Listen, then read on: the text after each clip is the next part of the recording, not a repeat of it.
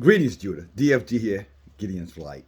Hey guys, there's a movie, and it's an old movie, and I'm sure some of you guys have heard of it. Some of you probably even have seen it. It's a movie uh, that stars Tom Cruise and Jack Nicholson. And the name of that movie is A Few Good Men. Uh, what I want to share with you this morning, I'm going to steal a verse, or take a verse out of that movie to push back on all of us in regards to what is truth and what causes us to confuse what is truth from what we choose to believe.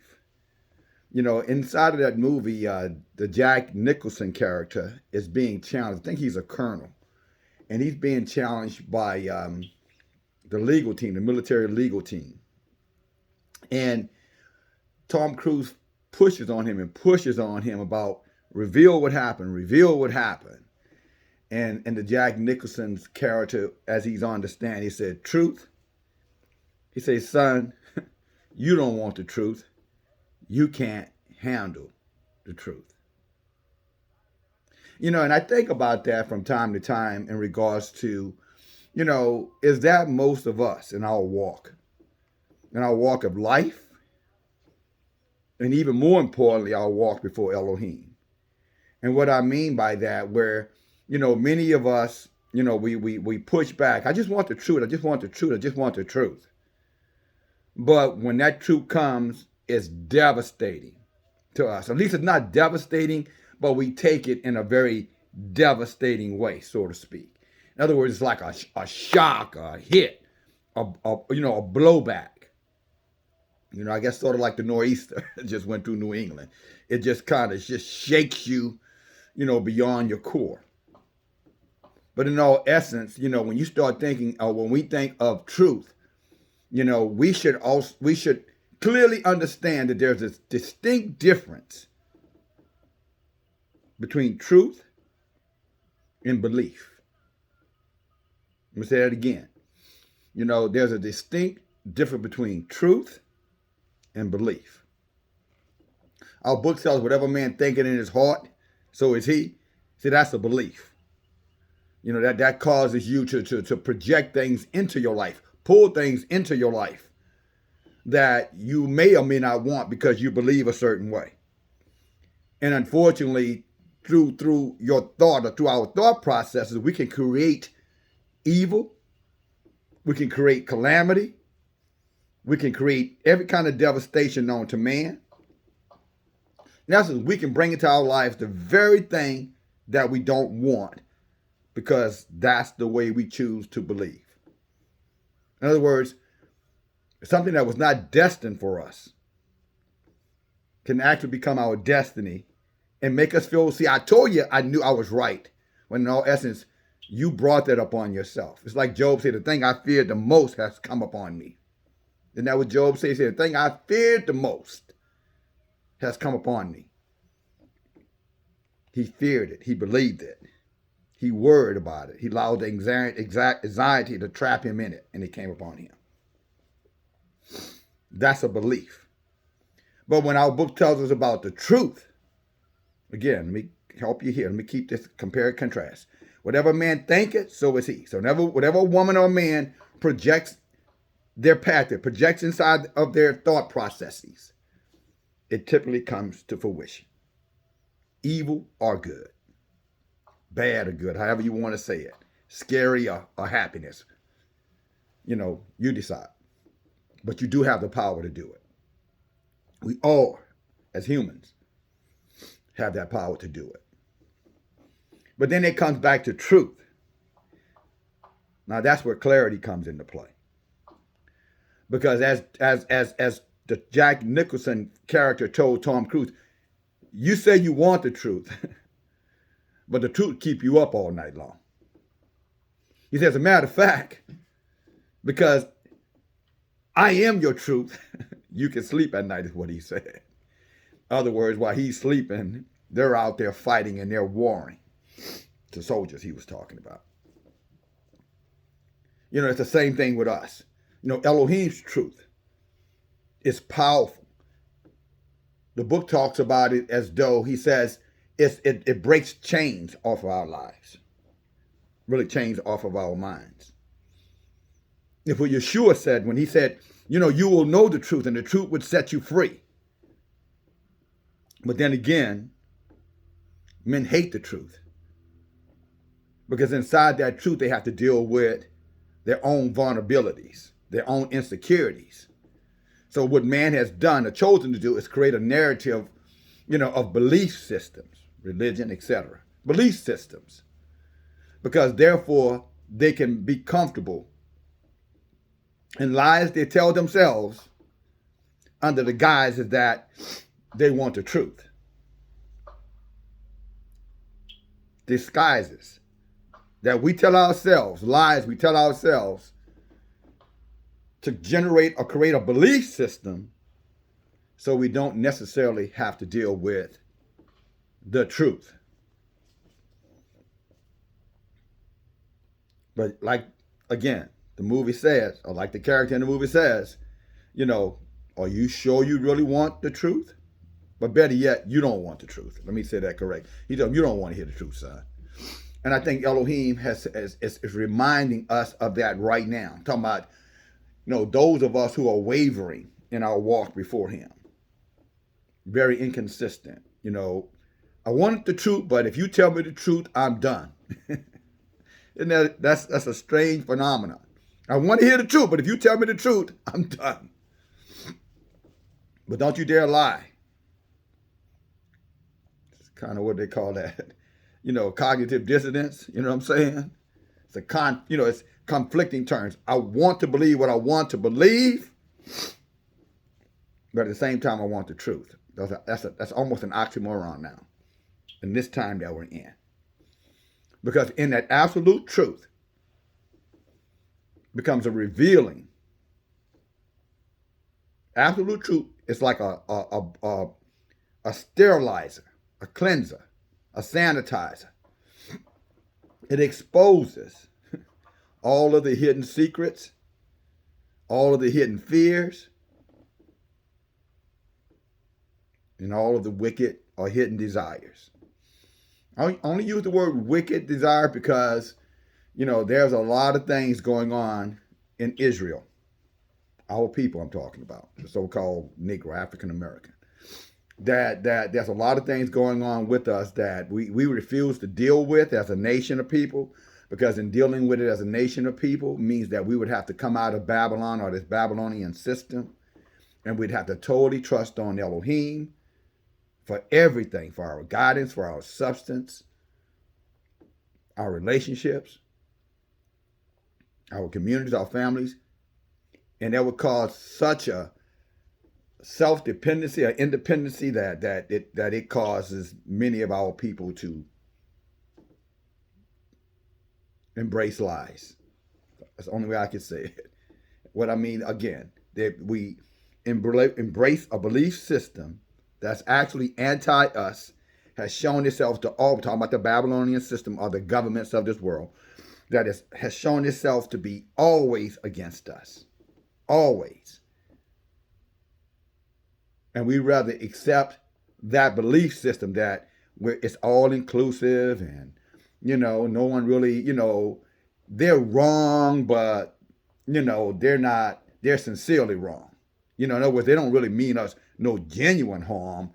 It's just the way they are. You know how they are. See, that's what we tell ourselves. That's what we choose to believe.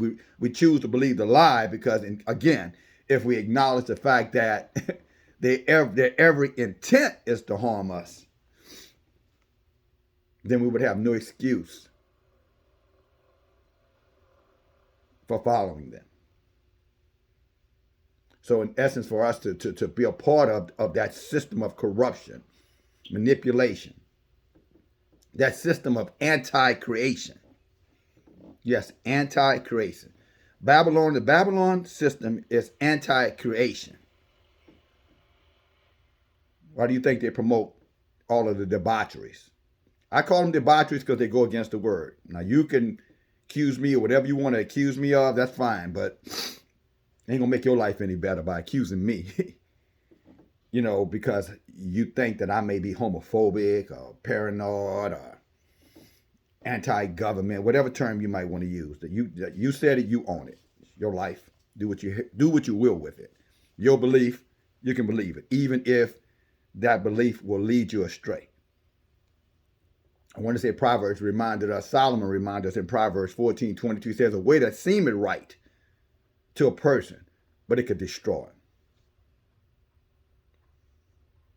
That's what he said. He said there's a belief that any of us can have, a belief system. We really believe this is the right way to go. And he said it can destroy us. And if you look beyond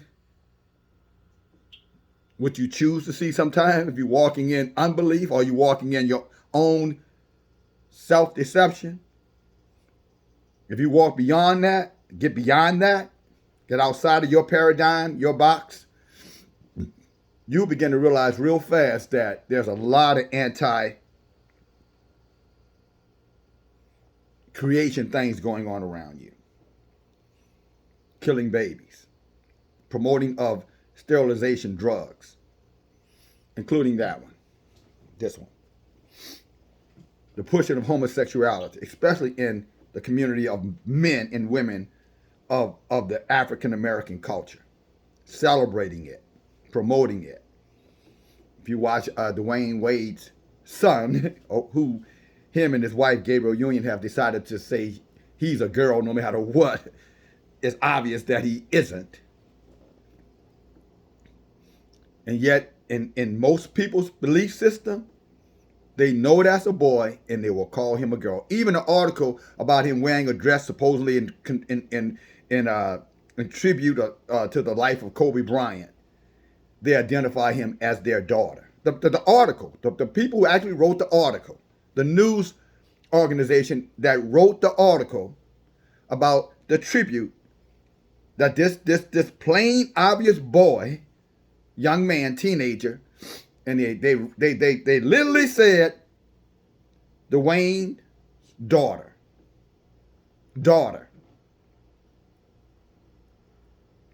Now your eyes, all of our eyes, can see that this is a boy. We all know this is a boy. Why would you ever say that you love the truth, but allow yourself to believe in your mind that it's okay to call him a girl? Yet, let me remind you, many of you say, I want the truth. I just want the truth. But here it is, there's the truth. This is an example of the truth staring us in our face. And yet the media, the organizations, the gods of this world, those who rule this world, rule this country, is promoting him as a girl, and we know it's a boy, and yet we'll say and acknowledge him and reverence him, even celebrate him as a female when he's a male. Intentionally self-deceiving.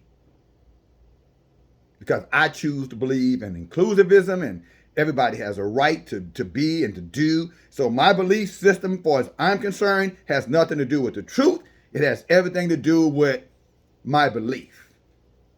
And therefore, my belief becomes my truth, even if it's just a lie. And I know it's a lie, but I tell myself, well, it's okay to lie when the lie becomes convenient, regardless of whether or not it's the truth. And that is the perplexity, of what a society that has turned their backs on Elohim, Yahuwah. That's what they have to live in. And that's the message for the day that I'm going to bring to you. As we look at the times that we're in, and again, here's another uncomfortable truth. Let me go back to Jack now. You want the truth, you can't handle the truth. Because the moment we share, any of us says, this is the time that we're in. And we all can see, If we only would, but we all can see there are things happening around us now that are unexplainable events. Even the nations of the world are saying they're UFOs now, aliens. There was a time that was considered a conspiracy theory. Man, you caught up in conspiracy theory, man. Man, wake up, smell the bacon. Pigs. But anyway, there was a time that if you said anything about aliens, people would look at you like you're a nutcase. You were crazy. And yet somehow, some way, as in embracing all these other anti-creation things that I mentioned a moment ago, killing our babies, pushing, drugs that sterilize us, pushing drugs that cause memory lapses, makes us, conformative, pushing lifestyles that are anti-creation, etc. But yet when we look at, what we've embraced under the guise of belief and under the guise of righteousness, everything that was conspiracy is starting to manifest itself as reality.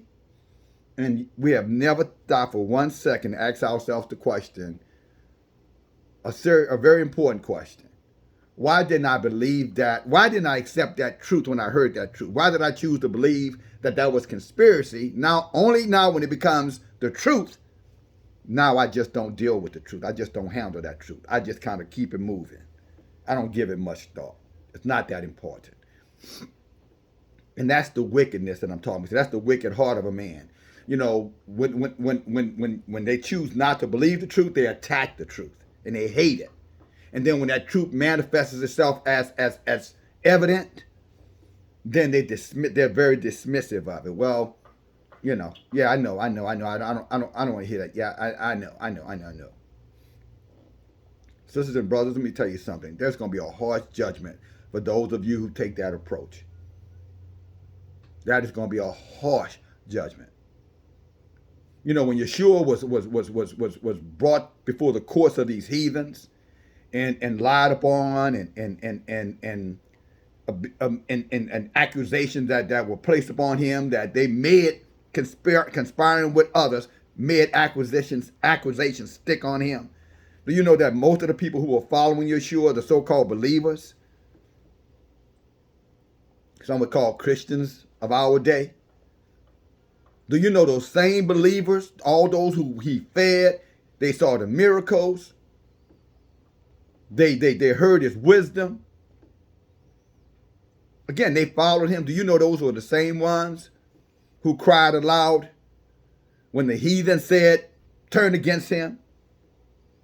Those same ones who claimed that he was the truth, he was the Messiah, he was the chosen one. Do you know, as is today, you know what they did? They all cried, crucify him. That's what the church won't teach you. Or they'll read right past it. But see, the church won't teach you that the very people who are following him, the very people who embraced his wisdom, his ways, said he was the second coming, ate from his hands, ate from his miracle. Those are the people. Those people who said some even said he was God, using their word. He was the creator. But right there, cheering on, kill him, kill him, kill him, kill him. See, as soon as that truth became abhorrent to them because it went against what they wanted to believe, then all of a sudden they went from loving and following to hating and killing. Just like right now. Just as it is right now. Let me believe what I want to believe.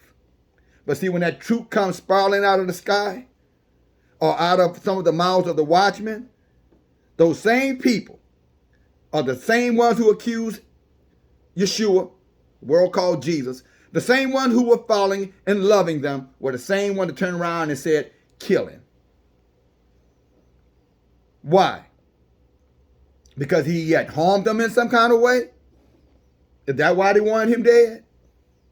I'm not talking about Rome. I'm not even necessarily talking about Herod.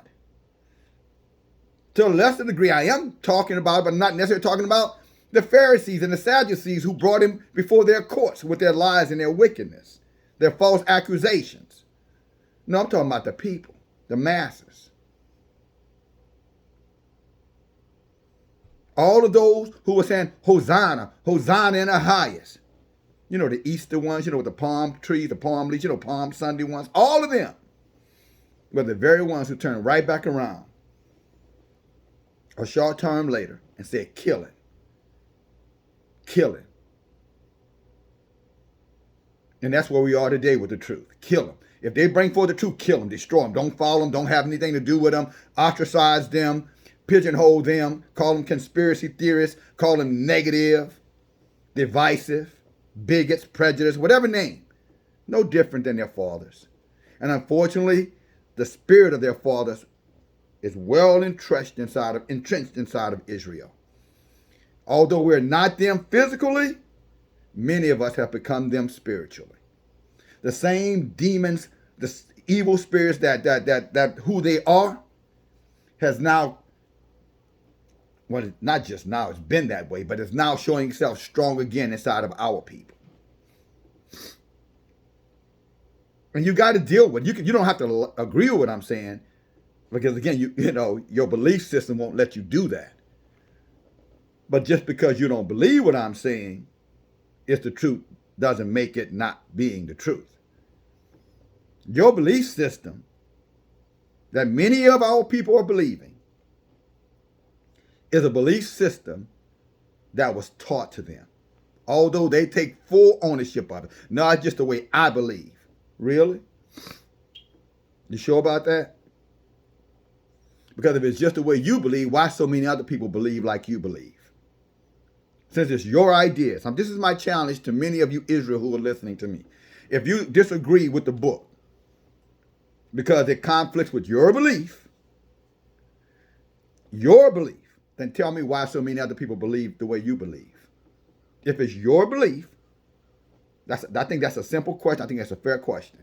Why do so many other people believe the same way you believe if it's your belief? Originated with you, vetted by you, evaluated by you, tested and tried by you, and has persuaded you. Why are so many other people thinking exactly like you? Here's something else you might want to consider. You might want to consider. And I say might because if it conflicts with most of the belief system that many of you have, you're not going to consider anything. You're going to keep believing the way you believe, even if this statement applies to you. And here's a statement. Yeshua warned that broad was the path and wide was the gate. In other words, a belief system that leadeth to destruction, as Solomon says. 14:22. There's a way that seemeth right to a man, but the end of his ways of death. Yeshua said the same thing Solomon said. Broad is the path, wide is the gate that leadeth to destruction, to the destroying of mankind. And many would go that way. And yet now we're believing beliefs now because the government said it was okay. The government mandated it. The government protects belief systems now. And in your originality, let me say it again, many of you, in your originality, you believe the way they believe. But somehow or another, you convince yourself that you're being an original. You see the contradiction? You understand the contradiction now? And if you didn't before, Elohim put in my heart to present you with the contradiction. Are you walking in a belief system and calling it truth, and then seeing truth and calling it conspiracy or ignorance, narrow-minded, homophobic, anti-choice versus pro-choice, keeping other people safe when it's clearly proven that it can't even keep you safe? Talking about that.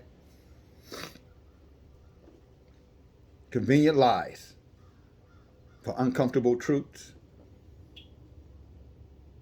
Again, let me take you back where I started. A few good men. You say you want the truth, but it appears to many of us, according to the book, you can't handle the truth. Because a lot of your belief systems are in direct contradiction to what is written in our book. And you reject it. And you reject it because you can't handle it. But you refuse to deal with the fact that you can't handle it because your belief system says it's not necessary. It's too much. It's too much, DFG. It's just too much. Says who? Who says that the book is too much? Oh, guess the answer is right before us, right? The man in the mirror, the woman in the mirror. That's who says so. Therefore, they can dismiss the book because, after all, they have created their own religion, the religion of me. My belief, my right to believe the way I choose to believe, regardless if that belief system is in conflict with the actual truth.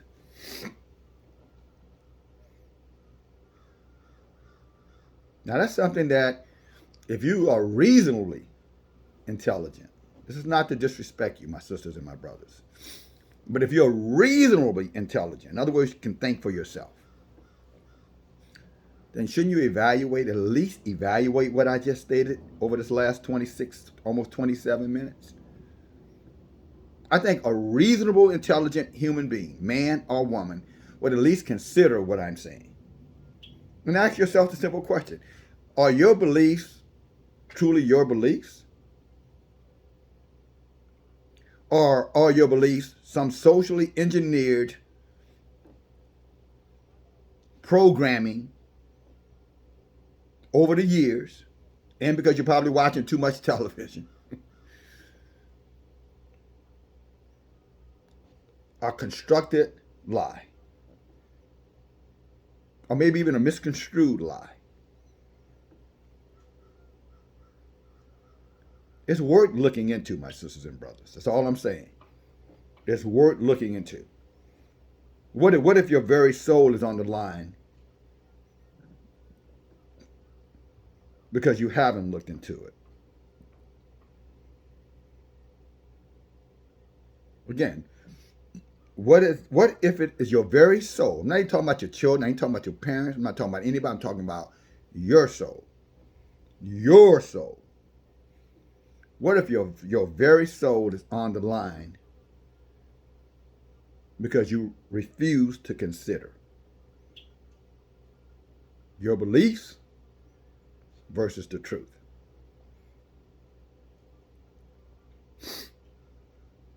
You know, Isaiah warned us of that.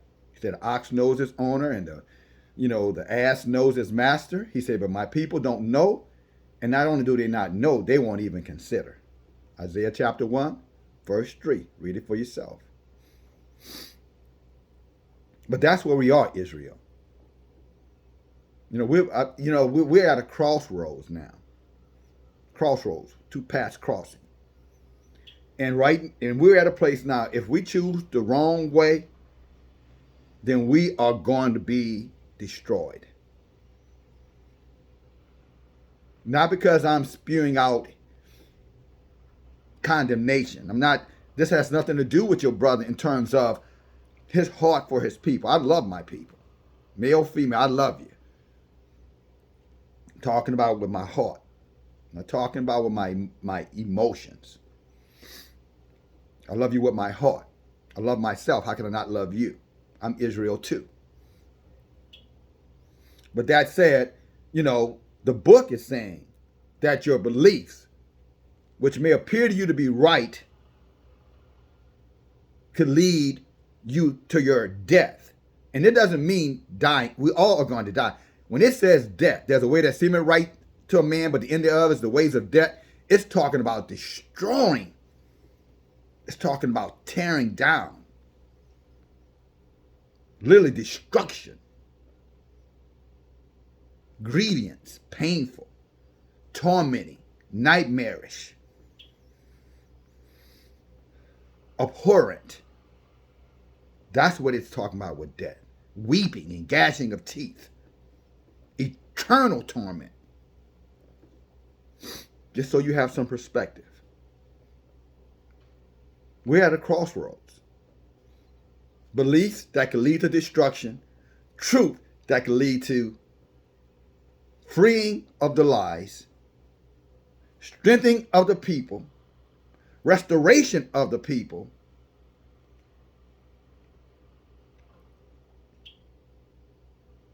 Saving of the people.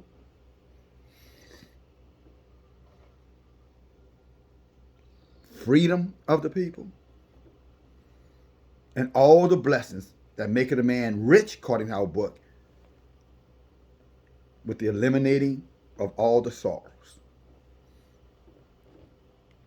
Now, I don't know about you, but given the choice, I think I'll handle the truth. I think I'll work with the truth. And for those who can't handle the truth, then keep believing the way you believe. But if you think there's no judgment coming, you say you're a believer, and you think that Elohim is going to forgive this world for killing innocent babies, for promoting lifestyles that are anti-life, for serving the gods of this world, made-up gods or religious gods, for practicing idolatry under the guise of being a fan. I'm just a fan. I don't idolize Kobe Bryant. I'm just a fan of Kobe Bryant. I don't idolize Cardi B. I just like her music. I don't worship or wish that Obama was my president again. I just want a black president. Regardless if his systems or his belief system and what he supported in his 8 years was everything anti-Elohim. But you won't consider that because, after all, we were socially trained to be independent conformists. We were socially trained to become independent thinking conformists. An independent conformist. That's what many of us are. That's what your belief system looks like before Elohim. An independent thinking conformist. In other words, I hate the truth, and therefore I go to my beliefs because my beliefs gives me the space to think and act in a way that's self-serving. Under the guise, it's about inclusion. Under the guise, the disguise that is about inclusion. So I'm accepting of all people, but I'm pro-choice.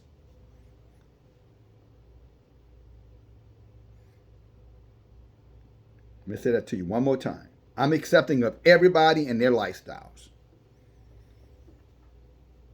But I'm pro killing babies in their mother's wombs.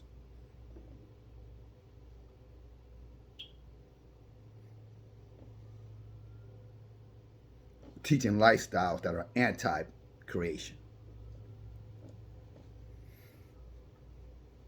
Embracing governments that encourage anti-creation under the guise of democracy, freedom for all.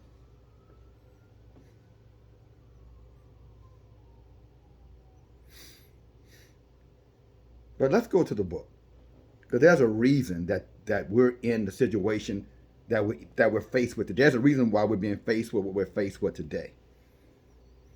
I don't know if you noticed, but knowledge has increased. Some of you say, well, it's been increasing. Okay, whatever. But if you have paid attention, knowledge has increased. We're in the 5th generation, you know what I mean by that, of things, the speeding up of things. In the book of Daniel, in the end, Daniel was doing an end time prophecy. He was speaking. As a matter of fact, it was really Gabriel, the angel Gabriel. It was telling Daniel in an end time, last of days, before the world's going to end, however you want to say it. Although I know in many of your belief systems you don't want to believe that, because again, that contradicts even though it's the truth, it contradicts what you want to believe, that you're going to see your grandchildren, your great grandchildren. You're going to see all of this stuff. Although our book says there's a generation that was going to be the final generation, there was going to be a last people on this earth. There would be no more people. Those people will be the people who would see the destroying of this whole planet. The book says that. Go read Matthew chapter 24. Luke, I want to say chapter 21. It's there. That's what your Jesus said. We know that's what the Messiah said. Yeshua said. But since you choose to call him that name, that's what he said. You love him. You believe in him, right? You believe system. You believe in him, right? But you don't want to hear his truth if that truth is inconvenient, if that truth is going to disrupt what you choose to believe. Now, if it conflicts with what you believe, you don't believe him. But if it embraces what you believe, he was born on Christmas morning with many gifts and celebrations and trees and lights and, and family and dinner and all that, you believe then. But that same one who says that heaven and earth will be destroyed, man will be destroyed, only few would be spared. That one, you don't want to deal with that one. Because again, you want the truth, but it's your version of the truth. Again, like Jack Nicholson was telling to the Tom Cruise guy, I'm gonna grind this thing to powder. I'm gonna tell you right now, I'm gonna grind it to powder. I'm not gonna let it go, because I believe if I let it go, then someone out there that stood a chance is gonna not have that chance, because I chose to believe what the rest of the world said. Tell me what I want to hear versus what I need to know. No, there's somebody out there that I love enough to keep on talking. Better say it. Let me restate that statement. There's somebody out there that Elohim loves enough that he's going to keep on talking.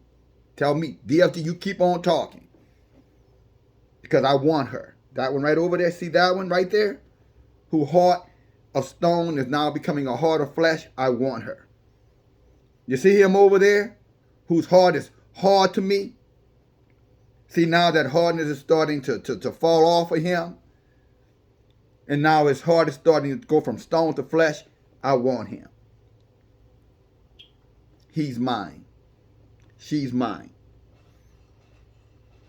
The harvest is plentiful, but the laborers are few. So I'm going to send you, my laborer, to harvest those out there that are still good. They just don't quite know what is truth anymore versus what they're being told to believe.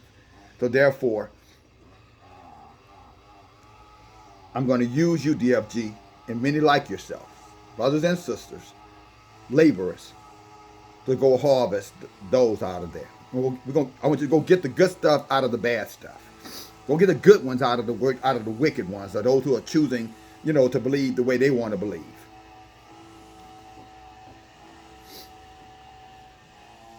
After all, they're not wicked anyway. They just believe, everything is about opinions, and they just don't have, that's your opinion, that's not my opinion. In other words, that's your belief, not mine. So he's saying to us, keep talking, because they got a few of them out there that still need to be harvested before the fire comes down and destroy it all. See, Gabriel was telling that to Daniel. He said, Daniel, look, knowledge is going to increase. He said, but I'm going to seal up the book. He said, I'm going to seal that up until the end of days, right before the end. Then I'm going to open the book again. Sort of like being in the mafia. You know what I'm saying? You know how the mafia turn, like when a madman, before a man can, in other words, he's cut his teeth, so to speak. He's proven himself. Then they say, okay, we're going to open the books to you. You got all the right credentials, and you're proving yourself to be loyal. So we're going to open the books for you and make you a madman. See, even they're stealing from the book. So our book says that in the end, Elohim said, I'm going to open the book one more time. And I'm going to make some mad men and some mad women. In other words, I'm going to gather the last of my kind in, and then I'm going to seal it up again. And then I'm going to open up the fifth seal. I'm going to close the book. In other words, since they refuse to come, I'm now going to cut them off and not giving them opportunity to come. They had an opportunity. They'd rather continue their way instead of the right way, the truth. So now I'm going to seal the book up, but I am going to open up a seal that they may not have anticipated because they didn't love the book. And now they're going to have to deal with the consequences. And it's not going to be nice. So what he's telling me, it's what I'm sharing with you, because that's what he put on my heart.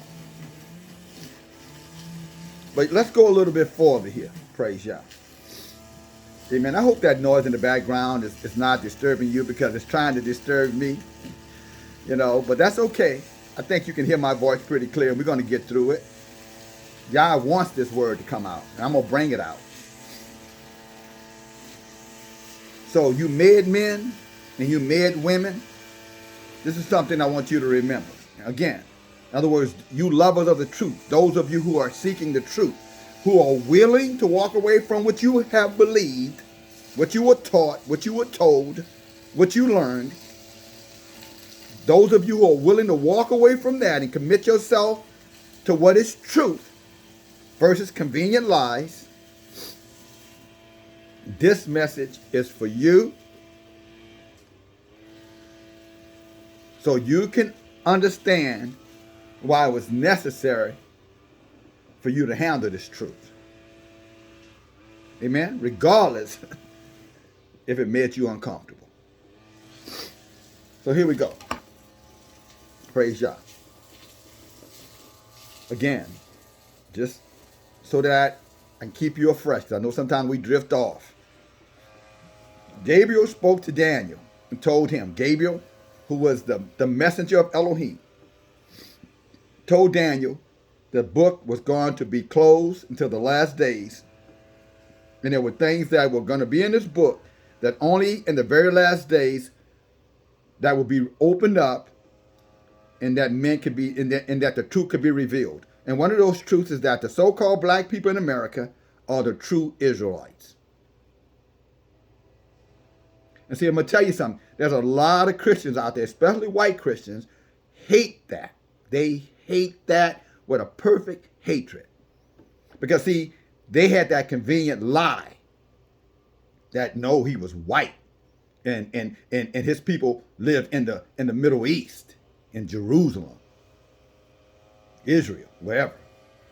See, that was the lie they told themselves, because then they could hide, their complexion. They could hide inside of that. See, white and white. I'm right. That's why everybody on the planet should listen to us. Because after all, we know what's best for mankind. Yet, Elohim has revealed them for the wicked, demonic evils, sex trafficking, human trafficking, pedophiles, pushing alternative lifestyles that go against creation, murdering, dropping bombs, and pushing occult, pushing debauchery and idolatry upon our people through the music, through entertainment, sorcery that they've created around us through religion, paganism that they've pushed in front of us in the guise of just having fun and having a good time. After all, it's about family. Regardless if Elohim hates those kind of rituals or those kind of celebrations. And they're our example. But now y'all saying, enough of that. Many of those people, so-called white people, light-skinned, pale people, according to our book, hate Elohim. They hate the truth. And unfortunately, many of our people, the Israelites, so-called scattered tribes over the whole earth, have embrace their lifestyle under the guise that that's the way I believe. I'm an independent thinker, even though I'm thinking like everybody else. I'm not a follower. I'm independent. I think for myself. Even though everybody else is thinking the way I'm thinking, and I'm going right along with them, because that's how I believe too. Regardless if our book says to not conform. He said, be you transformed. Do not conform to the world, but be you transformed by the renewing of the way you think. That's what the book tells us.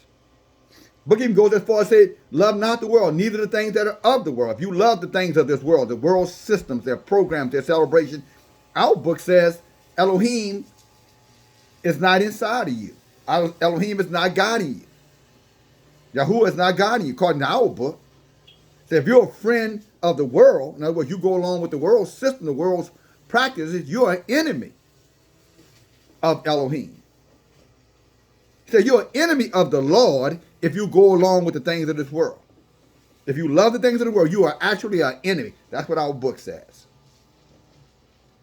But again, that's why many of our people refuse to go to this book, because this book is going to reveal to them some uncomfortable truths that they don't want to deal with. So it's better just to, believe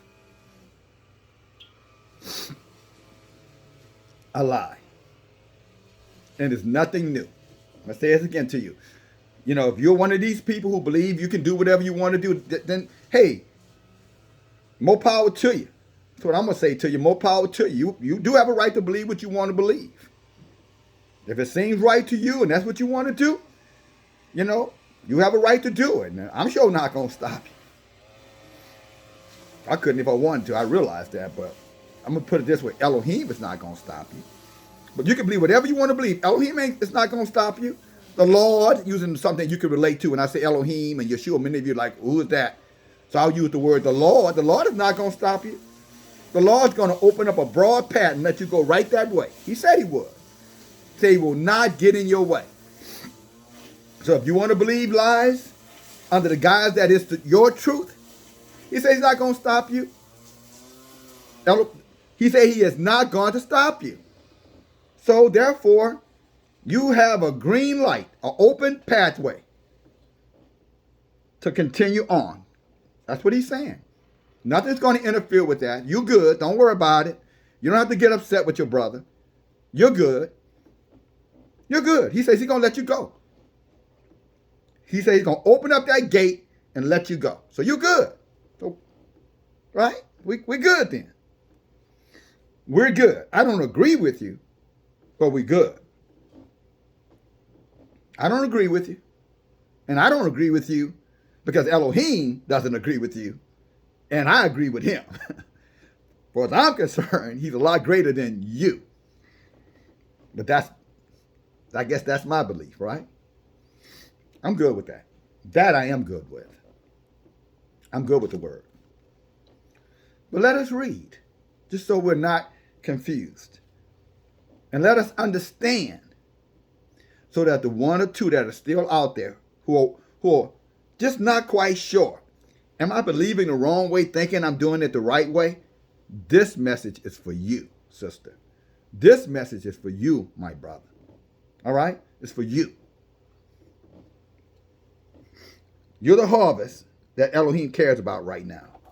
And that's why he's got laborers like myself and many others out there in the fields doing this work because of you.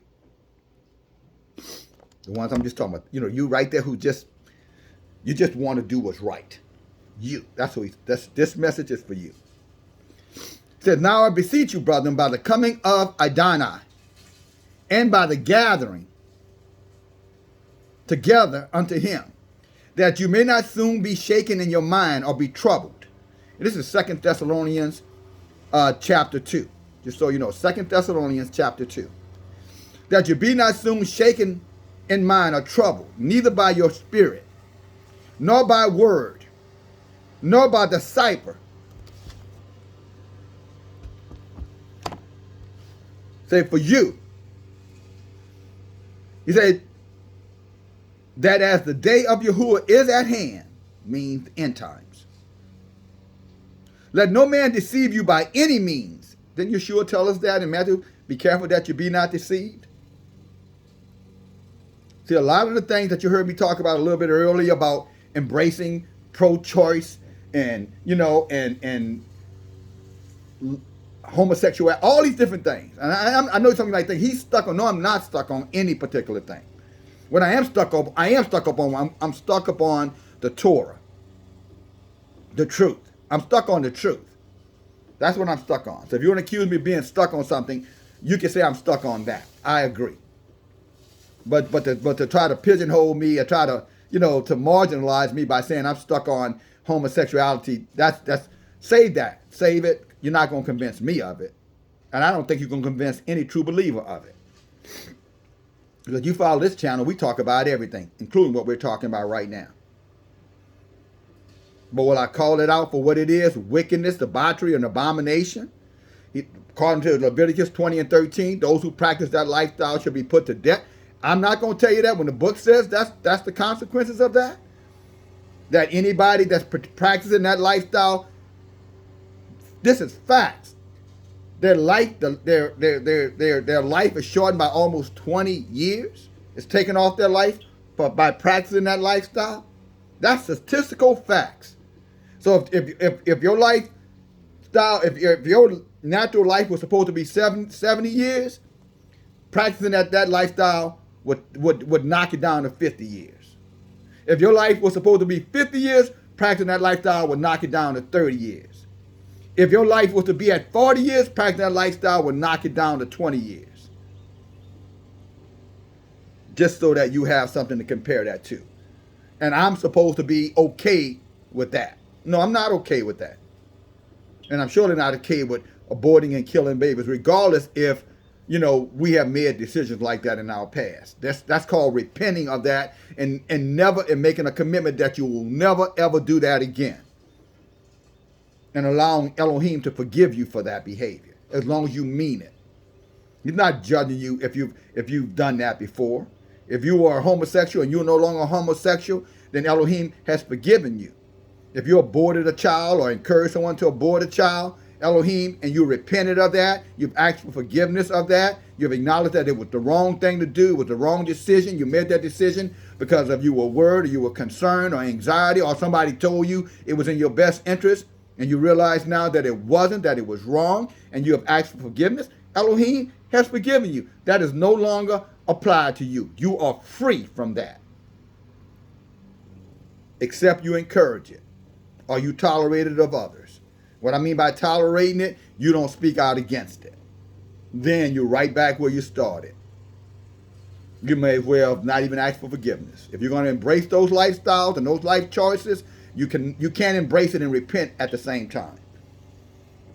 So if you're repentant of that, Elohim has forgiven you. That your slate is clean. There is no judgment on you. But if you're still that way, or you're encouraging others to be that way, then his judgment is suffice for you. In other words, you're going to reap what you sowed. You encourage killing.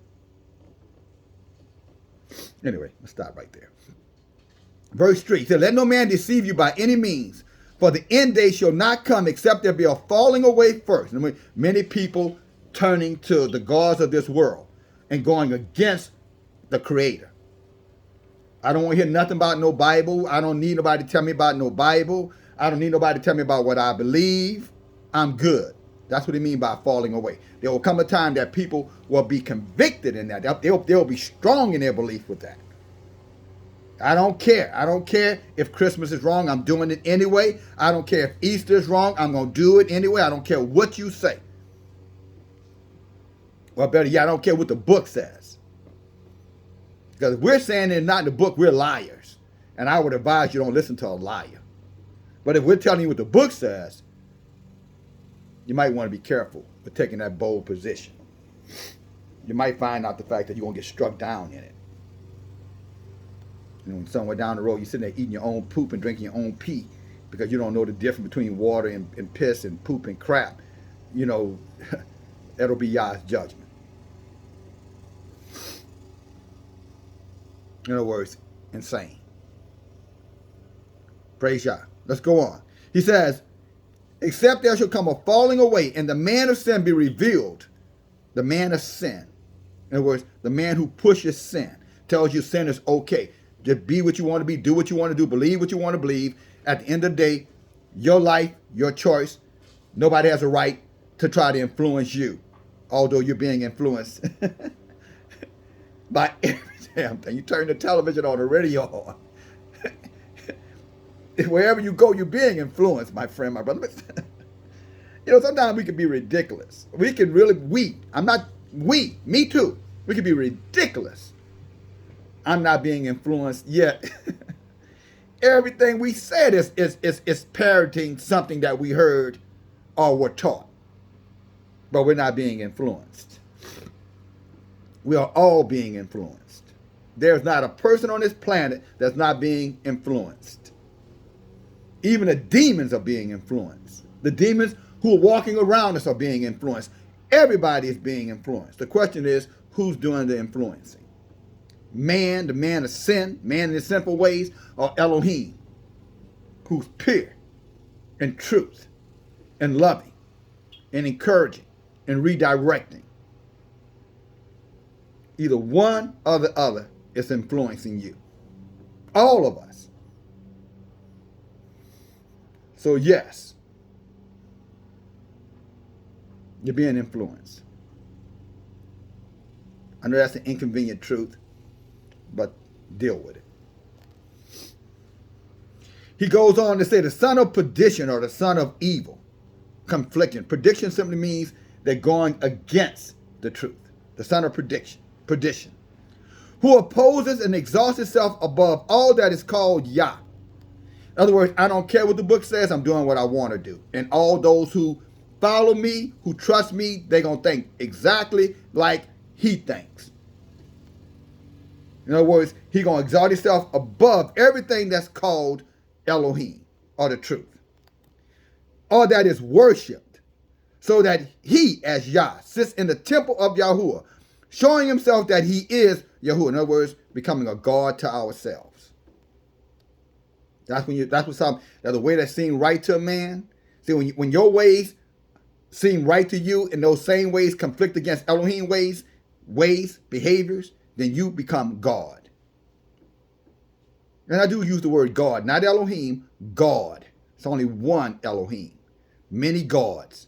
So you become a God, just like him, the son of perdition. When you decide that you're going to be the way you want to believe, I'm just reading what this says. I'm giving you clarity. So if you're following along with me, and you should be, that's what he's talking about, just so you're not confused. Again, this message is to the one who's on the fence, the one who's just not quite sure of their salvation. In other words, the one who's saying, wait a minute, I'm not sure my salvation is secured. I don't want to be saved, thinking I'm saved and I'm lost. I want to find out at judgment that, where I thought I was all right with the Most High, I found out that I was in perdition. In other words, I was in conflict with him. And I wanted to say that, and I wanted to make sure I got that out. And so when Elohim says to you that you're in conflict or you're in perdition, you need to hear it. There's a way that could actually seem like to you that you're doing the right things. I'm a good person. But when you see yourself as a good person and you're not using the book, the world calls the Bible, to evaluate that, then you can literally be a bad person under the deception that you're a good person. And that's where your soul is on the line. That's where your soul is on the line. That's where you have to be extremely careful. Excuse me. Okay. That's where your soul is on the line. Amen? And what would a man give for his soul?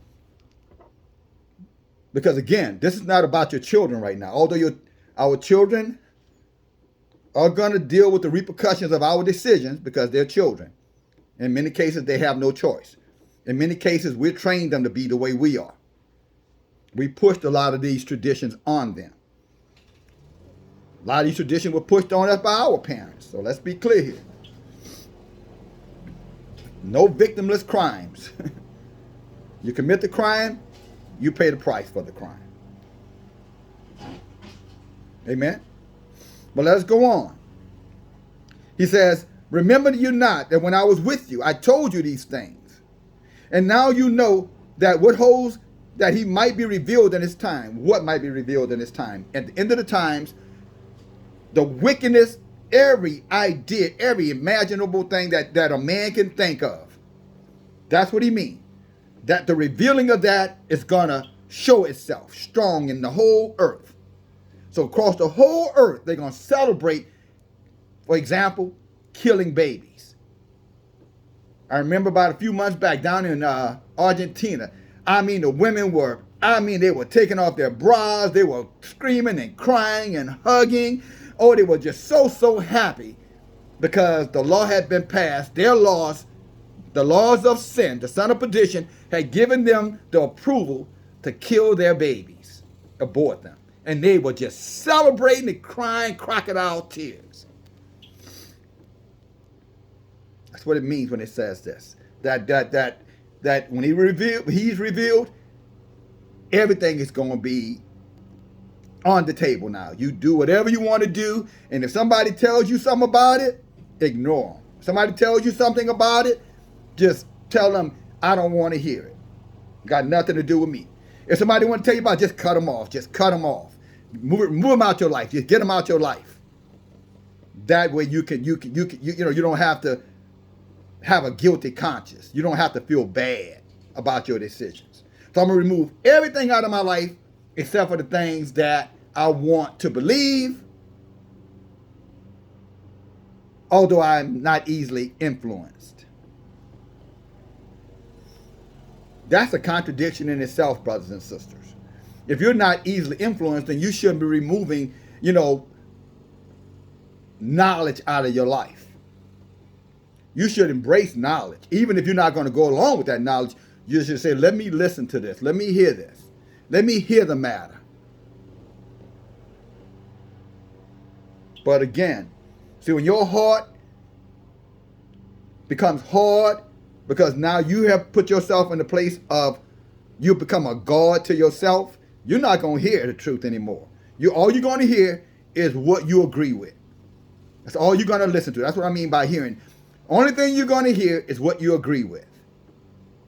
As far as the truth is concerned, if that truth goes against what you agree with, you are gonna harden your heart to that, and you're not gonna open your mind to it. Those people are going to turn their backs on Elohim. They're gonna curse Elohim, literally curse him. Get out of my life. I ain't trying to hear that.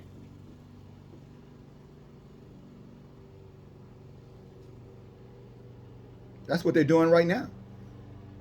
You know them. I know them. I thank y'all I'm not one of them. Let's continue. Verse 7. He says, because the mystery of wickedness is already at work. Only he who now lets will let until he be taken out of the way. He's talking about the presence of Elohim. I'm talking about the truth. I'm not talking about church and religion.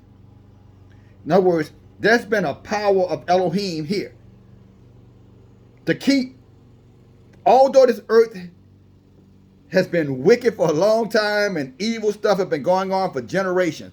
Sex trafficking and pedophile and murder, that's been going on for a long time. All this stuff been going on for centuries.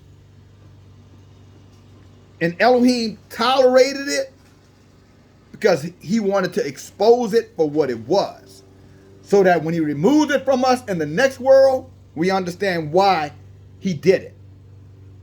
Because we'll remember what happened to that world when they practiced those things. So he tolerated it. He's tolerated it. Sort of like when, remember, give you something to compare this to. Remember when Satan wanted to steal Job's life? Elohim said, no, you can do whatever you want to do to Job, but you can't kill him. Remember that? And Satan, yeah, I know I can't because you got this fence around him. You got him protected. See, that's what it means right here. He says that protection that's been here to keep Satan from wiping all of us out, Elohim saying, nah, I'm going to remove that protection away. That gate that was around Job, that allowed Job to live, although he had all these horrible events to happen in his life that Satan caused, evil caused.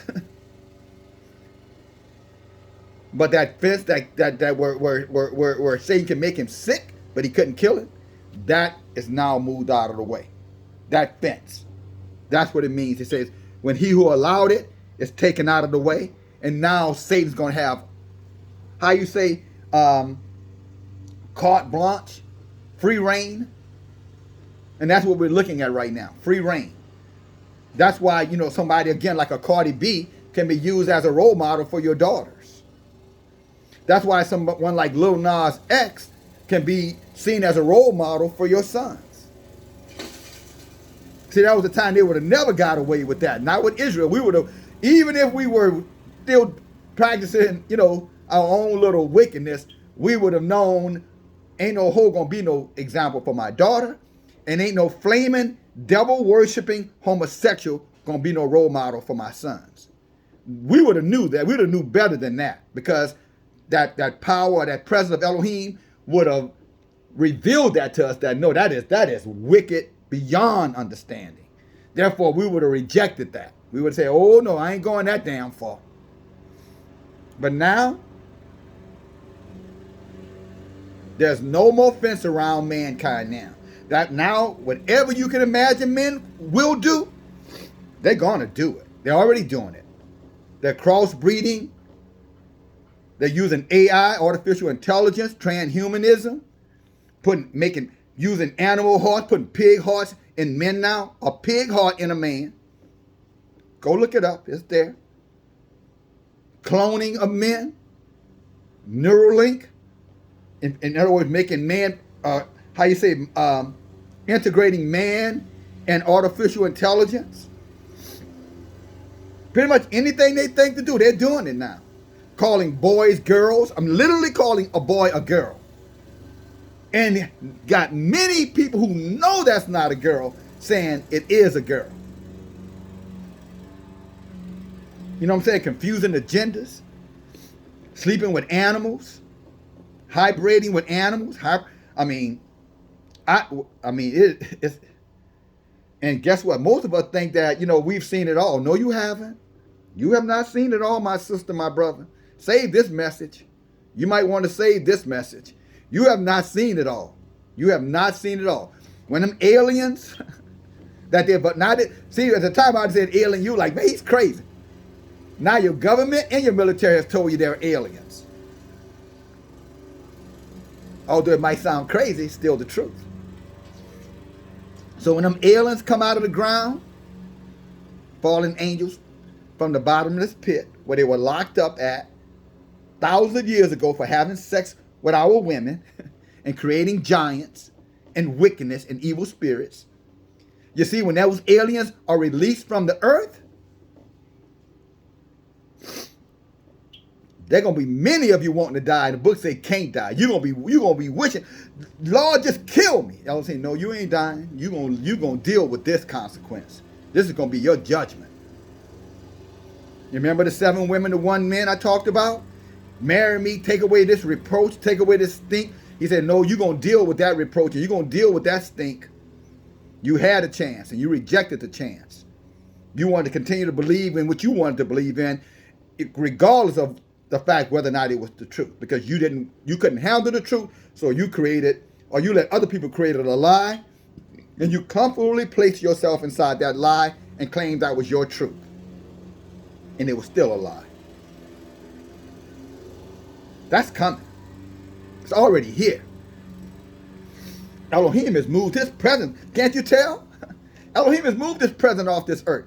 Elohim's presence is not on this earth anymore. If it's not in you, you're in trouble. If there's nothing inside of you if there's nothing inside of you that's warning you right now that we're in the most evil time known to mankind, if there's nothing in your mind that's telling you that, you are in trouble. You are in trouble. I'm not saying it's too late for you. I'm telling you you're in trouble. But I'll tell you this. If you let them keep putting stuff in your body that's not supposed to be being put in your body, it will be too late for you, because your brain, it's going to alter your DNA. I don't care what they tell you. It's going to change you inside out. That's their intention. So you're not a fundamentalist. So you're not a zealot. You're not sounding like a crazy woman or a crazy man. They're going to make sure that you don't turn against evil. They're going to make sure you embrace evil. Because what they're putting in the bodies of many people right now, it's going to cause your brain to underperform in a crisis. And they know it. They know it. And Yah told me to tell you about it. Amen. Verse 8. And then shall the toilless one be revealed, whom Yeshua shall consume with the rahuk of his mouth. In other words, he's going to use the word to address him. He's going to use the word to expose him. So in other words, he's saying when the strength of Satan starts to show itself strong in this whole earth, the only thing that's going to fight against him is going to be the word. And if you don't know the word, or you hate the word because you don't agree with the word, then you are just going to be recruited into that army, and that's where you're going to fight. You're going to fight on the side of evil to your own destruction. That's what the book says. You're going to join that team.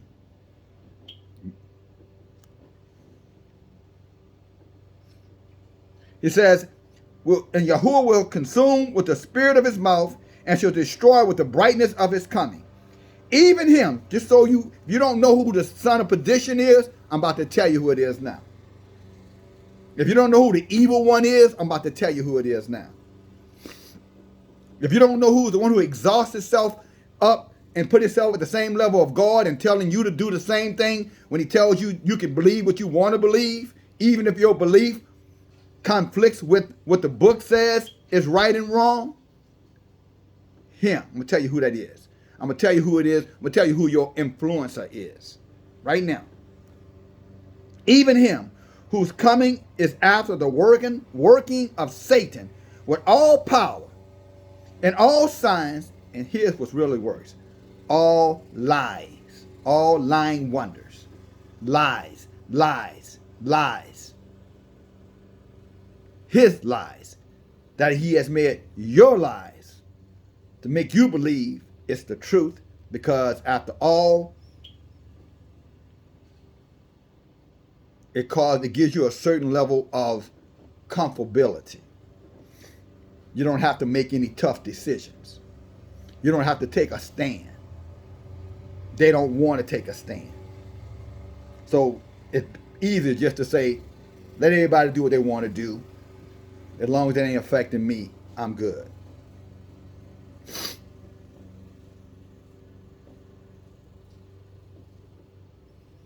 He goes on, verse 10. With all deceivableness of unrighteousness in them that perish. Let me read that to you again. Listen up. This demon that's going to take control over the minds of most people on this earth, because they allowed him to, going to tell them every kind of lie, and they're going to believe his lies. And the reason they're going to believe his lies, because they did not want to hear the truth, although the truth was right in front of them. Again, like a few good men, you don't want the truth. You can't handle the truth. Because if you knew the truth, it would keep you up at night. And so that you can sleep at night, we let you believe your lies. That's what Elohim is saying. So you can keep on doing what you want to do. What Elohim is saying to those who fall under that description, he said, I'm going to let you keep on believing your lies. That way you don't have to take a stance. He said, because he said, of the deceivableness of unrighteousness in them that perish, because they receive not the love of the truth, that they might be saved. And that's all the truth is written here for. The things that we're sharing with you, things I'm sharing with you, is that you might be saved. This is not anti-you. This is anti-him, Satan. And it's anti anyone else who wants to tell you that Satan is right and Elohim is wrong. It's anti him or her as well. But this message, this platform,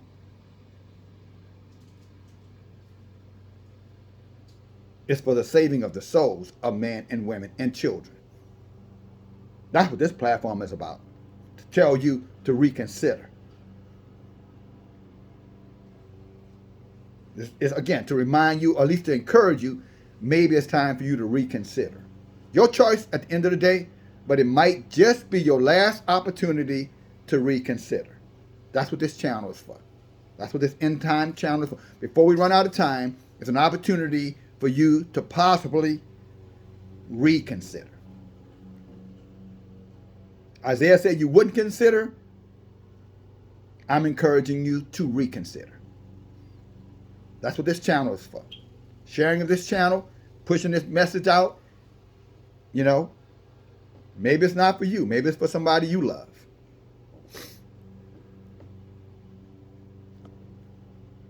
Verse 11. And for this cause Yah. Now he's talking about those who love unrighteousness. In other words, if you, no, let me say it to the way, because some of you, again, it's a way that seems right to you. You're like, I ain't unrighteous what I'm saying. I don't have no bitterness in my heart. You telling me to hate people, and I'm not going to hate anybody. I'm not telling you to hate anybody. Your book is telling you some things that you need to refrain from doing. Our book says there's some judgment for the things that you might be doing. But DFG is not telling you to hate anybody. That's a lie you tell yourself to make you feel good about rejecting what I'm saying. You haven't heard me tell you to hate anybody. So we're going to stop that lie right here, Satan. And all of you who allow Satan to plant that lie in your brain, I haven't told you to hate anybody. Well, you said you against homosexuality. I am against homosexuality. That's a demon spirit that gets inside of a man or a woman and takes them on a path that's going to lead to their destruction. You already heard me tell you why I feel that way. I hate that demon that's in them. And I hate those liars who tell us that a boy is a girl and a girl is a boy, and I'm supposed to act like I don't know the difference. Yeah, I might hate the lie you telling. And if you're out there harming people in all these ways or wicked ways, yeah, I hate you then. Now, if you're saying you're a pedophile, yeah, I hate you. If you're saying that you're trying to destroy the people of Elohim, you can't recognize that we are the people of Elohim, and you have been hating us and taught to hate us, white man and Asian man and yellow man and brown man and Arab man or whatever, and you hate us because we're his children, yeah, I can reciprocate that hate back to you. Yeah, I can reciprocate that. So it's fair if you say I hate you with a perfect hatred because you hate Elohim and you hate his people. Yeah, I think that's fair game. But otherwise, you can keep that hatred lie to yourself. A man that hates you wouldn't take the time to do what he's doing, what I'm doing. That's not hatred. That's loving the truth and wanting you to be saved. It's a big difference. Verse 11. And for this cause, Yah shall send them a strong delusion that they will believe a lie. You know, you heard when we talk like Brother Hammond, from time to time, you say, don't believe the lies. That's where he's getting this from. The book is saying that a lot of people are going to believe a lie thinking the lie is the truth. Right here, verse 11, 2 Thessalonians chapter 2, verse 11. It says, Elohim is going to send you a strong delusion. You know what delusion is? You're not going to be able to tell the difference between right and wrong anymore. Many of our people right now cannot tell the difference between right and wrong. That's why they're saying a boy can be a girl and a girl can be a boy, because they're delusional. That is a delusional mindset. It ought to be obvious to you that if he has a penis, he's a boy. If he has a vagina, it's a girl. But because of your own self-deception, pushed by Satan, because you choose to believe a lie, like he said, because they love not the truth, he says that Elohim said, I'm going to let you believe that lie. Why? Verse 12. That all that believe that lie might be damned. Damnation. All of you who are believing that way, he said he's going to let you believe that way so you can be damned right along with Satan. Why? Not because he hates you. Elohim don't want to damn you because he hates you. He's going to damn you because you refuse to accept the truth when the truth was right in front of your face. That's why he's going to damn you. Because you rejected the truth. And now that you reject the truth, you encourage unrighteousness. You say, well, when did I encourage unrighteousness? I ain't encouraging nobody to kill their baby. Have you spoken out against it? Would you speak out against it? If your child came to you and said, this is what I think I need to do because I'm not ready to have a child, would you okay it? Would you support it? Well, if the shoe fits, you wear it then. Then it is you.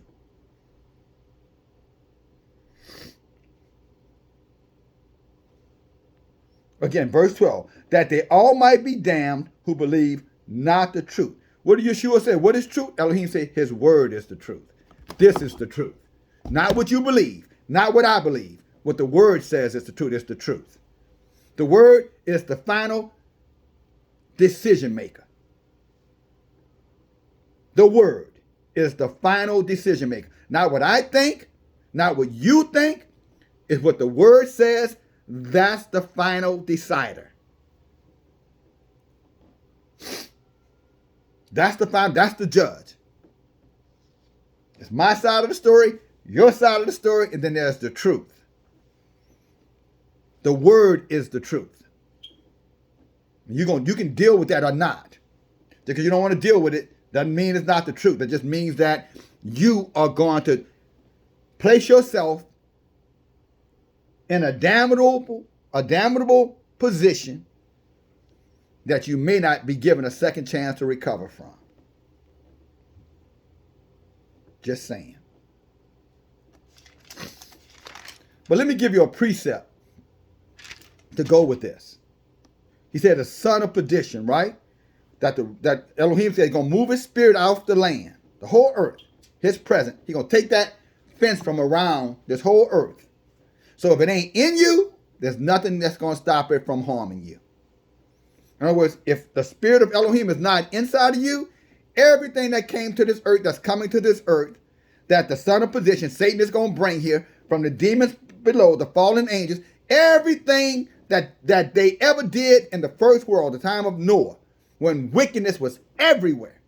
He said, all of that's coming back. Did not Yeshua say it? As it was in the days of Noah, so shall it be in the days before the Son of Man returns. As it was in Sodom and Gomorrah, so shall it be in the days before the Son of Man returns. He's saying all that stuff that they did, all that stuff that they tolerated, all that stuff they went along with, that's exactly what man is going to go along with right now. But he says it's going to be worse. Now, I don't know what could be worse than some of the stuff those people were doing. Go read in Jubilees, and go read in Enoch, go read in Jasher, go read in Maccabees. They were skinning people alive because they wouldn't eat pork. He said it's going to be worse than that. And that's what's coming. That's already started. And that lie, that delusion, to make that truth that you think is the truth, that's really a lie because you rejected the truth. Elohim said, I'm going to let you believe your own lies. You're going to think you're right. You are going to think, you're going to think I'm wrong. He's reminding me and those like myself, don't be offended. He said, look, don't be offended that they hate you, or you're going to be hated of all nations for the truth, his name's sake. He said they hated him, they're going to hate y'all. But stand. He said, and after you've done everything in your power to stand, continue to stand. In other words, be resilient. Don't relinquish it. Don't listen to them. Let them call you any kind of names. Let them call you a devil. Let them call you a liar. Let them call you whatever they want to call you. He said, you know what? They called me worse than they called you, so suck it up and take it like a man. Handle it. My sister, handle it. Deal with it. That's what he said, deal with it. Don't worry about them. The day of reckoning, that he's going to deal with them for all of the hatred that they showed us because they didn't love the truth. He says, I'm going to revisit them on that hatred. That's what Yeshua was talking about when they said, when did I do this? You know, when were you hungry and I didn't give you something to eat? And when were you thirsty and I didn't give you something to drink? And when were you in jail and I didn't come visit you? And when were you sick and I didn't come to the hospital? And when were you, didn't have clothes and I didn't give you, help you out to get you some clothes or give you some clothes? He said, they're going to say, when I did that to you, Elohim. He could say, when you were doing it to your brothers. He said, when you did it to all those people like DFG and so many others who were telling you the truth and you hated them, he said, you weren't hating them, you were hating him. He said, they're not hating us. See, when they speak out against us for the truth, my brothers and sisters, don't worry about it. See, some of us are still in our feeling. We think, oh man, they're attacking us for the truth. He said, they ain't attacking you for the truth. They're attacking Elohim for the truth. Because it ain't our truth. It's Elohim's truth. We're just his messengers. We're just his watchmen and his watchwomen. So let them hate you all they want to hate you. It ain't you they hate. Because guess what, sister and brother, just for verification, if we went along with homosexuality and sex trafficking and killing innocent babies and, putting things in our bodies that's not supposed to be put in our bodies in the name of normalcy or getting back to normalcy, they would love us too. See, the world loves this kind. They hate us for what we stand for. So if we're standing for Elohim, if we're standing for the truth, they ain't hating us, they're hating the truth. Means they hate Elohim. Of course they don't believe that. But didn't he say he's going to give them a strong delusion? He's going to make them disillusioned? Did not he say that? Delusional? Cuckoo crazy? And they're going to believe craziness? They're going to believe that laws for dogs are more important than laws for men?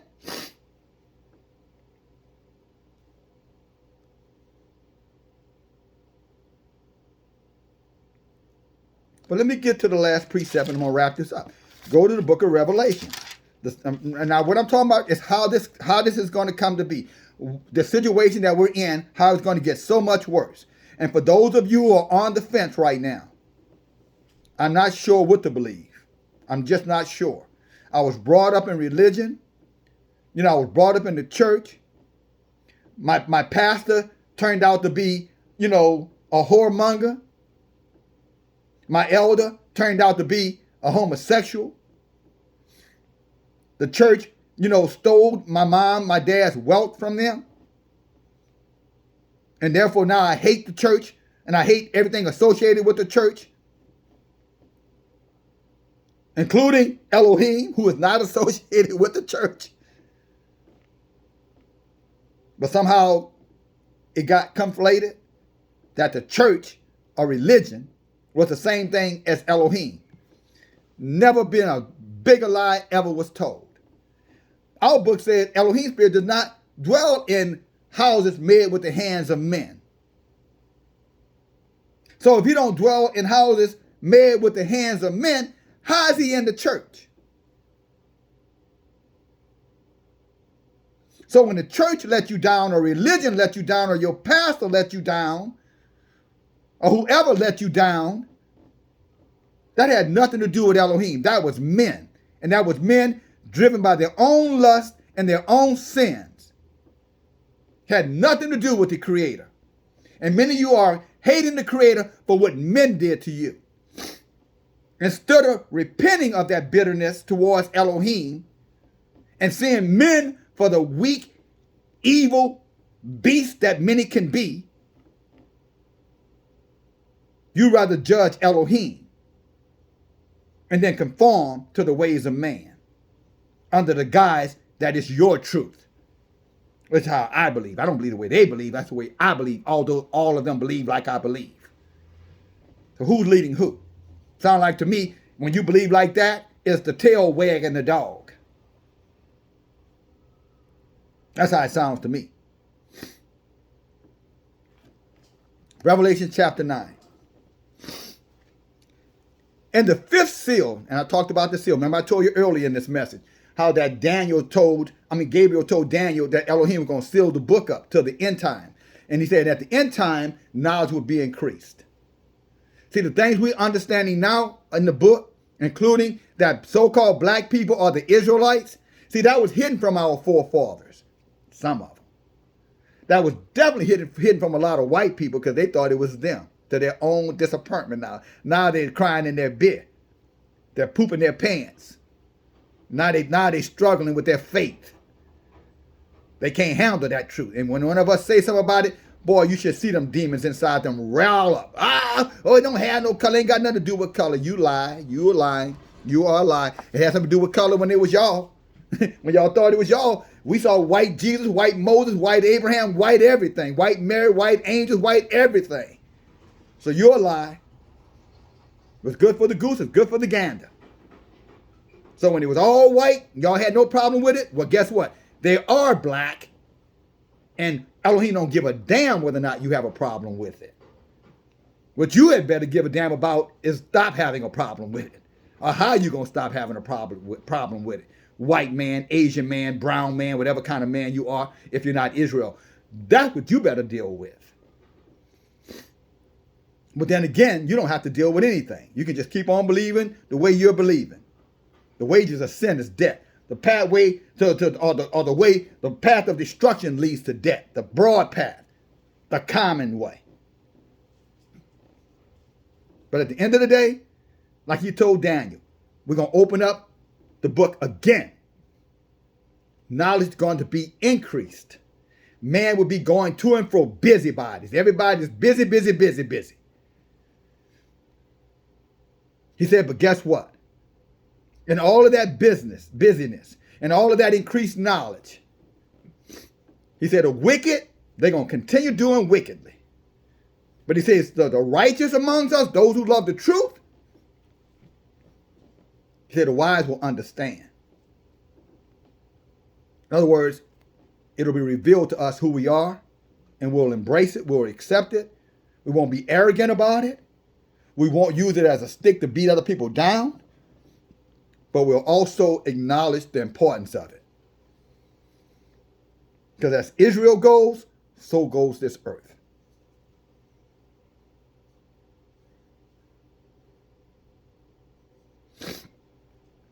Revelation chapter 9. The fifth seal sounded, and I saw a star fall from heaven unto the earth. And to him was given the key to the bottomless pit. So this goes right with 2 Thessalonians chapter 2. He said he saw a star fall down. Now, if you go to the book of Enoch, you're going to read about all these stars that science has told you are rocks or whatever the hell they said to us, taught us. Book of Enoch said those stars are angels, watchmen. You just read right here. A star fell down, but that star was a man. Matter of fact, that star was given the keys to the bottomless pit. Now, why is that important? To open up the bottomless pit. Who's in the bottomless pit? All the demons. What they want to tell you is aliens. All of those demons were locked up in the bottomless pit. You go back and read the book of Enoch chapter 10. Where one of the angels, when I think it was Azazel, told Elohim, hey, save a tenth of us on the earth to continue to judge men. The other 90% of us, the innumerable amount, let them stay locked up, but you need to save some. Elohim agreed. Read it for yourself. But see that 90% that was locked up to the day of judgment? This angel got the key from Elohim, and he went down into hell, or down into the bottom, and he unlocked it. You know what that means? Wickedness is going to be everywhere now. So you wondering why people think that it's okay to call a girl a boy or boy because of wickedness? Why people think or women think that it's okay to kill their babies and it's all about, their choice, they're not harming anybody? Because of wickedness. Why do you believe that it's okay for not us to be practicing all kind of idolatry, celebrating dead people, celebrating men and women, profess whores like Cardi B, profess homosexuals who love Satan like Little Nas X? And all of us in agreement with it, or at least most, not all of us, because I'm not, but most people in agreement with it, because he's released those demons. And now those demons are controlling your media. Those demons are controlling the financial markets. Those demons are controlling the weather patterns. And those demons are controlling the way people think now. So the love of many has waxed cold. No more natural love. Everything is superficial. Everything is about what I can get. If you can't benefit me, I don't love you. If I don't gain from having you around me, I don't love you. If you don't believe like I believe, I don't love you. If you get in my way and I have to sacrifice because you're in my way, I don't love you. If you want to tell me I should believe the Torah and I believe I can just believe what I want to believe, I don't love you. The bottomless pit has been opened. And all those demons that corrupted the first world, that Elohim had to use the flood to destroy them, all those demons that were put in the bottomless pit, guess what? They're back. Remember the movie Poltergeist? And the little girl, y'all remember that? That little demonic little movie? And the little girl staring at the television, symbolically. Many of your children are doing that right now, being programmed. Many of you as adults being programmed by that television. Yeah, you think you're thinking for yourself, but something for another day. But remember the little girl when she was standing there telling me she was hypnotized, being programmed. You know what? Remember she said? They're back. You remember her saying that? They're back. Brothers and sisters, the bottom of the pit has been opened. The Rahuk has been removed out the way. Satan now is revealing himself and all of the fallen ones with him. Guess what? They're back. They're back. That's why they're killing and murdering each other in these streets, carjacking, killing their spouses, killing their husbands, just doing every kind of insane thing you could ever imagine. They're back. And if you don't have the Rahuk in you, you're in danger. Because guess what? Your beliefs are going to end up becoming your truth. And that truth, for many of you all, if it doesn't line up with the word, it's going to lead you to death and damnation eternal. It's going to happen. He says, again, Revelation chapter 9, verse 2, and he opened the bottomless pit, and there arose a smoke out of the pit. Volcanoes. You don't realize all these volcanoes that are erupting all of a sudden? I was looking at a graph the other day, and as the population has gone up, volcanoes have gone up. They're talking about frequency. And now volcanoes, remember when that happened right outside of Toga the other day? I know you say, well, that was just how you say, nature doing whatever nature does. That ain't what the book says. That eruption is a releasing. All those eruptions are releasing. T.I.E, he just did a video yesterday about volcanoes and all of these flying saucers flying in and out of volcanoes. Go look at it. T.I.E, go look at it. T.I.E. Just type in T.I.E. And he's talking about demons and aliens and volcanoes. And it's right here in the book. But we're making it up. So this was written long before that has happened, before we had any knowledge of aliens for real. Yet the book said it was there and that day would come. And y'all still think we're crazy. And old saying, crazy is as crazy does. That's Forrest Gump or his mom. Truth hidden in plain sight. So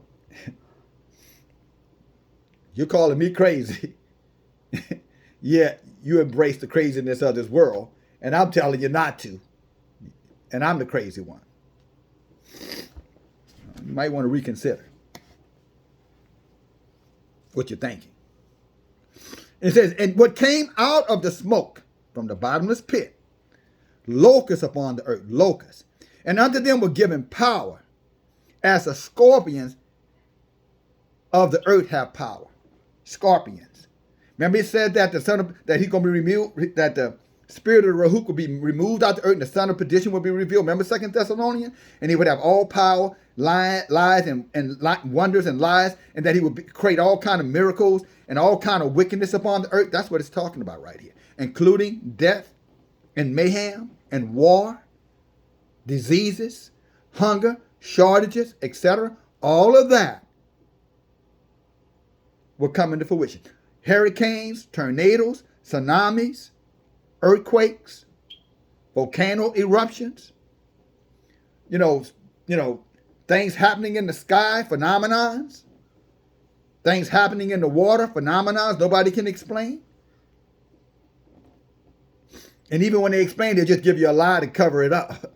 They're not telling you the truth. They'll just, that's what that was, just to keep you moving, because they know that, most of you just want an easy answer. You want the convenient lie. Just give me any excuse. Don't give me the truth, though, because the truth might make me reconsider my own life and lifestyle. And I'm kind of happy with what I'm doing right now, although I'm miserable, if I was to be honest. But since I don't practice honesty to myself, then I tell myself that I'm happy. And yet, I'm on all kind of medications just to stay sane and sleep at night.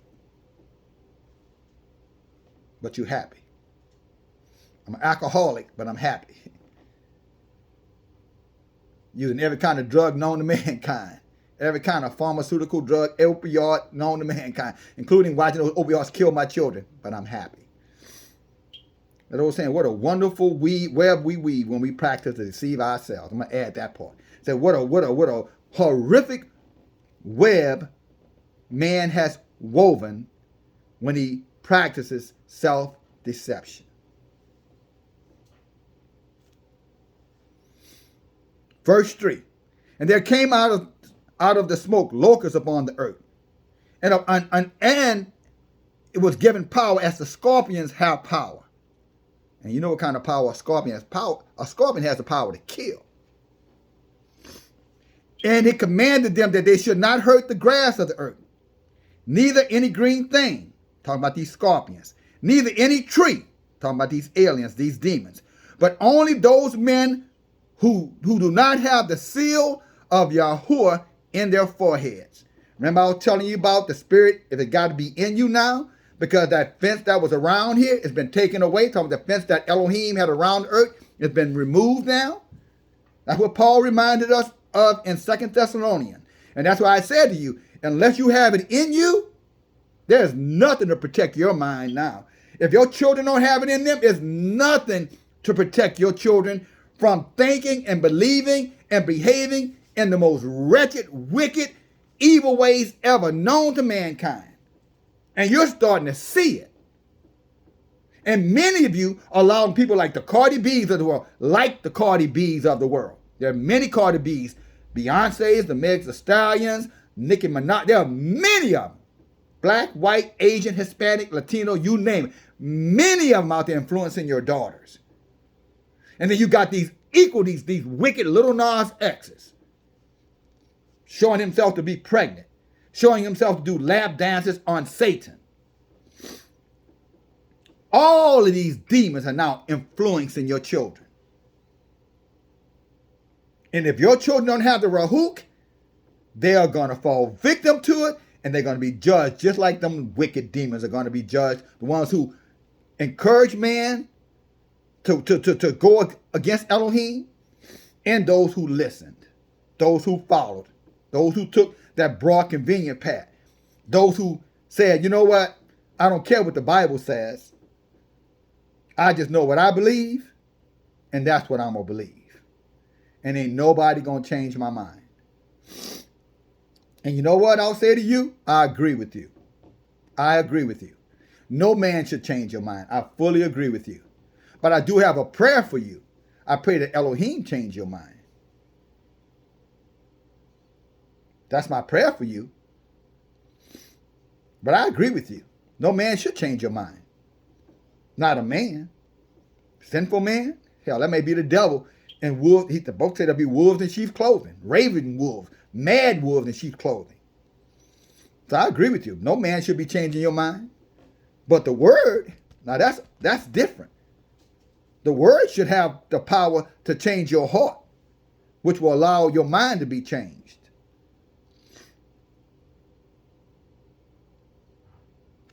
Let's get this wrapped up. Praise Yah.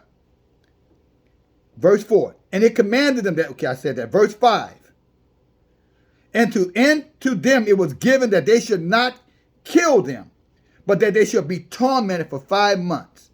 And their torment was as the torment of a scorpion, which strikes a man.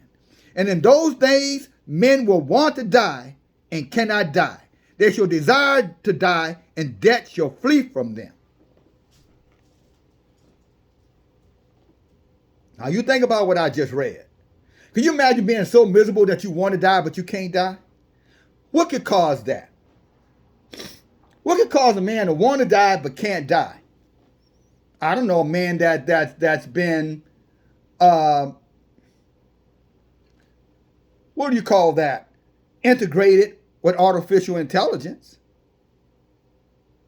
If you make him half robot and half man, if you create the meta or the metaverse where he lives in this surreal world, he could be sick, body wretched, her body could be sick, her body could be deplorable, but her mind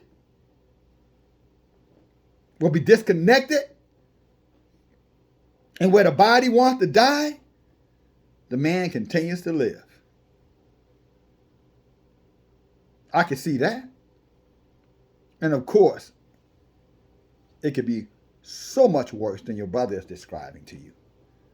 But I think if you open your eyes, I think you would have to at least give consideration to what I just stated. For this stuff that they're putting in the bodies of men and women, what if there's something inside of their body? They saying to do it because they want us to all what? Go back to normal, whatever that means.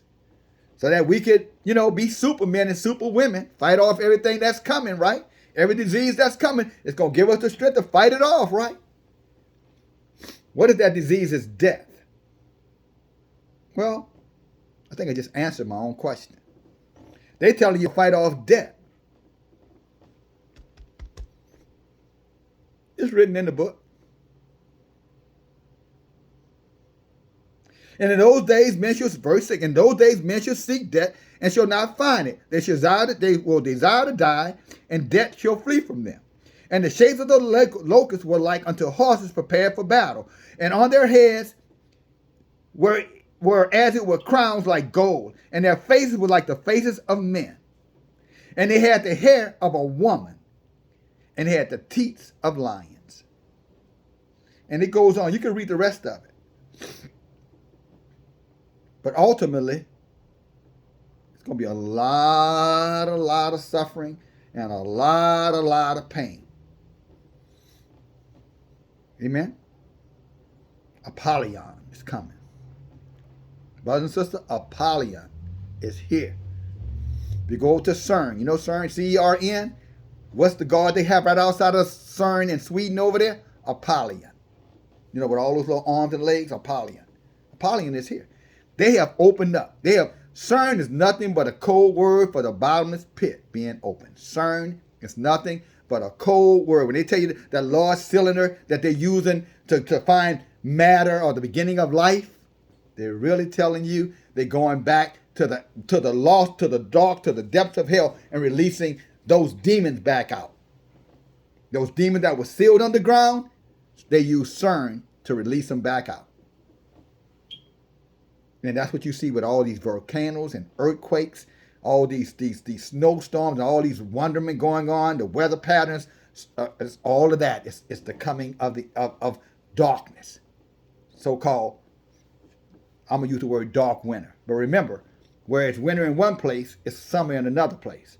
So don't think because we say winter, that means it's going to happen this month or next month.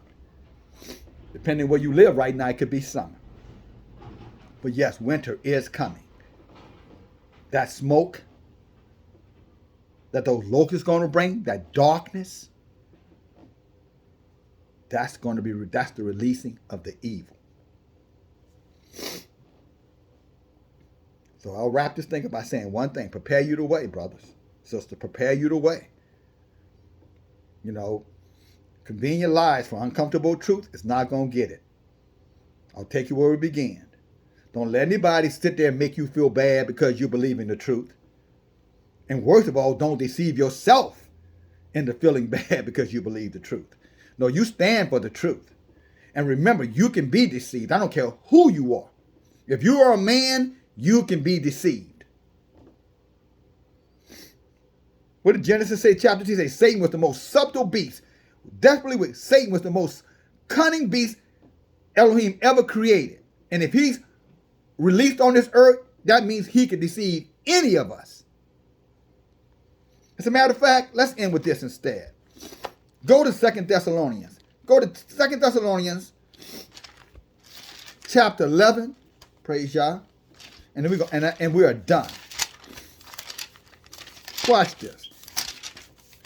So many of you talking about what, I can't be deceived by Satan. Well, let's see. Let's see if you can be deceived. Let's see what Paul, many of you Christians believe in Paul. Y'all believe in Corinthians and Romans, right? Y'all always quoting it. John, 1 John, 2 y'all always quoting it. So I have to believe you believe in it. Whenever you want to justify what you want to do, you'll go find one of these letters, and that's what you quote to us. That's what you throw back at us to shut us down, right? So let's see what he said. Let's see what your beloved Paul said. 2 Corinthians chapter 11, verse 12. He says, but what I do, I will do, that I may cut off the occasion from them which desire occasion, that therein they glory, they may be found even as we. For such are, now this is what he's talking about. These are all the people who are telling you that you can believe what you want to believe, and religion is based off of one's perspective, versus the gospel, the Torah, the word of Elohim is based on truth. Has nothing to do with your belief system. But look what he says. Satan will send out false apostles, deceitful workers, transforming themselves into the apostles of the Messiah. In other words, they're going to look like they're Christian believers teaching you the truth in these churches, these synagogues, these mass, at these Bible studies, wherever y'all might be together. Satan is going to be right there teaching you to go against the obvious word right here for the convenient lie that says you can do whatever you want to do. Elohim is not going to judge you. And many of you are going to believe it. That I can do whatever I want to do. It doesn't matter to Elohim as long as I believe. Right? Well, let's see if you're right. Let's see if Paul agreed with you.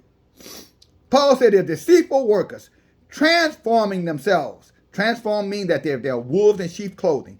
Transforming themselves into apostles of the Messiah. And he says, it's no marvel, for Satan himself has transformed into an angel of light. Satan has got many of our people by the collar, dragging them right to hell with him. Under the guise that my choice, my decision, my body, my choice, I believe the way I believe, you can believe the way you believe, leave me alone. And he's got him right by the nose, dragging him right where he's going.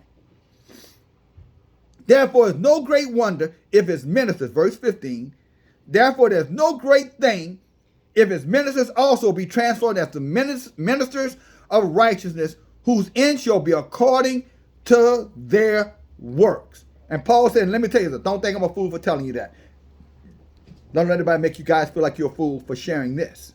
Because that's the next verse says, verse 16. I say, let no man think me to be a fool. If otherwise, yet as a fool receive me, that I may boast myself a little. He said, which I speak, he said, I speak it not after Yahuwah, but as it was foolishness. He said, but in confidence of my boasting, that's what he's saying, I'm not no fool. What I'm telling you, this is the truth. And you can believe what you want to believe.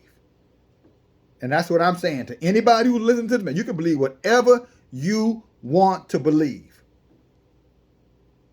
But just because you think it's right, don't make it right. There is a way that seems right to all of us. that can lead to our very destruction. And guess what? That way is what we're experiencing right now. Those are the lies that are being told right now. Do whatever thy will. Believe whatever you want to believe. At the end of the day, we are all God's creation. Well, that's funny that they tell you that out of one mouth, and then yet we reading over here that many people are going to be destroyed and sent to hell, and they're going to burn for eternity in a lake of fire. Well, I guess that must mean for who? We're all God's creatures, so it does not matter to him, but he's going to kill most of mankind in the lake of fire. What a paradox. Or better yet, what a lie.